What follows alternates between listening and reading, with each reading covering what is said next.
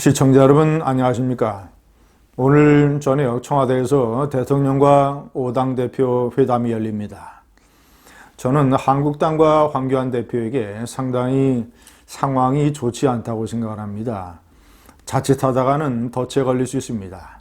함정에 빠질 수 있습니다. 저는 시기상으로 이 회담은 황교안 대표가 제안을 해서 성사된 것입니다.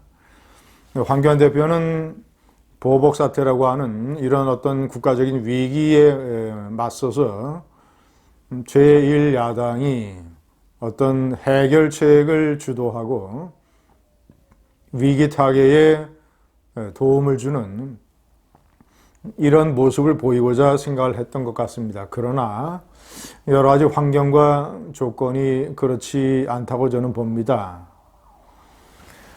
벌써 문재인 대통령과 이 좌파 정권은 반일 선동 프레임을 작동하기 시작을 했습니다. 대통령은 이순신의 배 12척을 운운했습니다. 문재인 대통령의 이 오른팔이라고 할 수 있는 조국 청와대 민정수석은 조선일보와 중앙일보가 일본어판에서 일본의 혐한 선동에 이용될 수 있는 표현과 제목을 달았다고 아주 나서서 공격을 했습니다. 청와대 대변인도 가세를 했습니다. 더불어민주당의 이 관련 특위 이름을 경제보복특위에서 경제침략대책특위로 바꿨습니다. 이 특위위원장인 최재성은 의병을 일으킬 만한 사안이라고 엉뚱하게 임진왜란에 빗대어 반일 선동을 했습니다. 명백하게 이것은 일본의 경제 침략이 아니라 경제 보복입니다. 보복이라고 할 때는 뭔가 한국이 원인을 제공했기 때문에 문재인 정권이 원인을 제공을 해서 사태를 발발시켰기 때문에 일본이 보복한다라고 해서 일단 문재인 정권에게 책임이 돌아가는 프레임이 됩니다. 그러나 문재인이가 얘기하는 것처럼 아니면 더불어민주당에서 얘기하는 것처럼 경제 침략이 돼버리면 한국과 문재인 정권은 아무런 잘못한 것이 없는데 일본이 일방적으로 침략이라는 행위를 한다고 하는 이런 식으로 일본에게 귀책 사유가 있는 것으로 상황을 바꿔버리게 됩니다. 그렇다면 경제 보복보다는 경제 침략이라는 프레임이 20, 30, 40대를 포함한 문재인 지지층 그리고 중도층 유권자들에게 반일 선동 프레임을 작동시키는데 더 효과적입니다.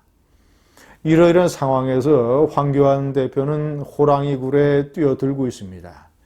자칫 잘못하다가는 원군이 누가 있습니까? 5당 중에서 바른미래당도 불투명합니다. 바른미래당 또는 뭐 정의, 평화, 민주 이런 당들은 말할 것도 없고 이런 당들은 어떤 현재 일반 국민들 사이에서 있는 어떤 전통적인 반일 정서를 교묘하게 활용을 할 가능성이 있습니다. 제가 황교안 대표가 절대로 걸려서는 안 되는 덫, 그리고 황교안 대표는 이것이 대표가 된 이후에 처음으로 대통령과 마주 앉아서 일종의 삿바싸움을 벌이는 겁니다. 황교안 대표는 제1야당의 대표뿐만 아니라 반문재인 세력의 구심점이자 깃발의 자격으로 이 회담에 참가하는 것입니다. 자, 그러면 일본의 보복 사태뿐만 아니라 총체적으로 문재인의 나라 망치기 이것을 질타하고 질책하고 나름대로의 대안을 국민들에게 제시하는 이런 식의 회동으로 삼아야 되는데 상황이 상당히 저는 그렇게 유리하지 않다고 봅니다. 자칫 덫에 걸릴 수 있습니다. 제가 몇 가지를 한번 정리를 해보겠습니다. 첫 번째, 보복 사태가 문재인 좌파 정권에게 책임이 있다는 것을 분명하게 규명을 해야 됩니다.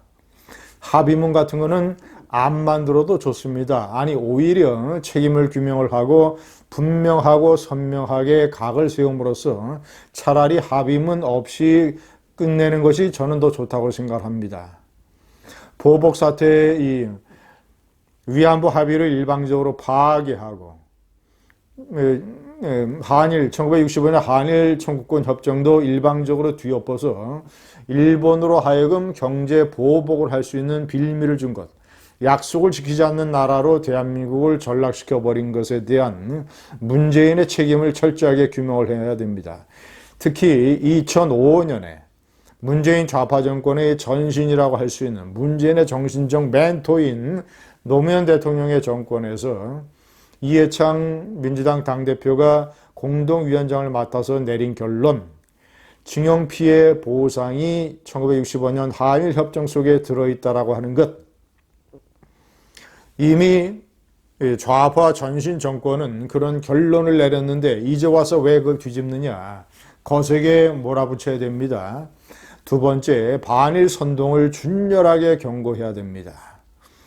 이제 한국의 젊은이들은 황교안 대표는 한국의 젊은이들을 믿어야 됩니다.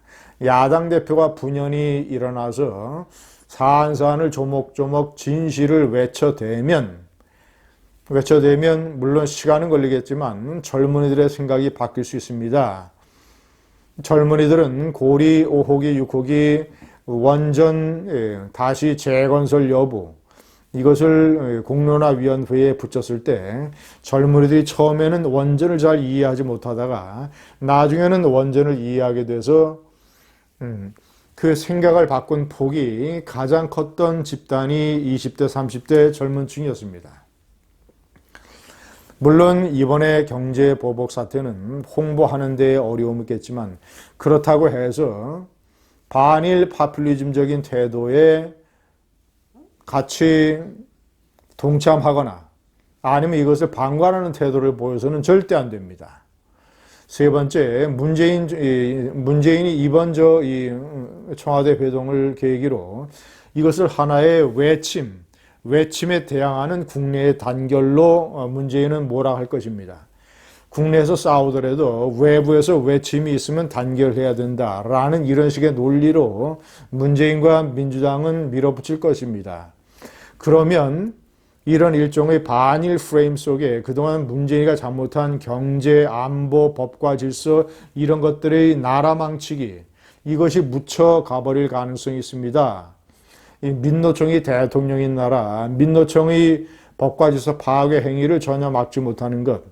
그리고 제가 5번째 명시를 했습니다마는 윤석열이 국민 앞에서 새빨간 거짓말을 6차례나 했던, 그래서 검찰총장의 자격이 없는 사람을 임명 강행한 것, 국민을 개돼지 수준으로 아는 것, 이런 것들을 포함을 해서 문재인의 나라 망치기, 제가 4번째에 명시한 경제 추락, 마침 오늘 한국은행이 2.5%에서 2.2%로 올해 성장률 전망치를 낮췄습니다. 한국은행이 정권의 눈치를 보느라고 2.2%라고 했을 겁니다. 아마 한국은행이 내심 전망하기에는 2%도 어렵지 않겠는가라는 판단을 왜 내리지 않겠습니까? 조만간 2분기의 성장률이 발표됩니다. 1분기 성장률은 마이너스 0.4%였습니다. 경제가 추락하고 있는데 이 대통령이 일본 문제를 잘못 다뤄서 일본의 보복을 초래해서 기업과 국민이 더 큰 어려움을 겪게 됐다. 내달에 일본이 우대국 대우에서 한국을 제외하게 된다면 1110여 개의 품목에서 한국은 상당히 수출입에 제한을 받게 됩니다. 이런 거 경제의 어려움이 가중되고 있고 경제가 추락하고 있는 것을 대표적으로 준열하게 경고해야 됩니다. 그리고 6번째, 패스트 트랙의 철회를 촉구해야 됩니다. 물론 황 대표도 생각을 하고 있겠지만 패스트 트랙이라고 하는 것은 합법을 가장한 폭력입니다. 더군다나 이 좌파의 영구 집권을 위한 음모, 선거 룰이라고 하는 이런 것을 일종의 합법을 가장한 폭력으로 바꾸려고 하는 이 정권의 이런 음모를 계속 규탄을 해야 됩니다. 이 부분은 많은 국민이 이해를 하고 있는 부분이기 때문에 황교안 대표가 거세게 몰아붙여도 부작용이 없습니다. 황교안 대표는 오늘 호랑이 굴에 뛰어들고 있습니다. 대단히 조심해야 됩니다.